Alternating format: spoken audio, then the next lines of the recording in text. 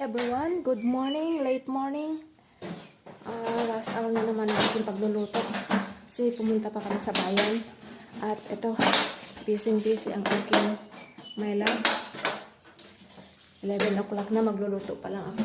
At ang lulutuin ko ngayon ay pakbet na manok. Ang lalagay ko lang, manok lang. Ayan, kamatis, bawang, luya, yasuna, manok, sitaw, kalabasa at bawang, luya.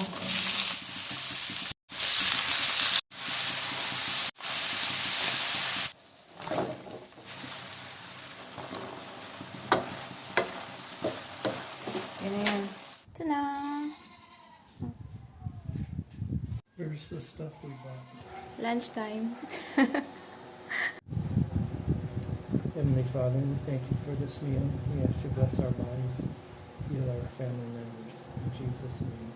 Amen.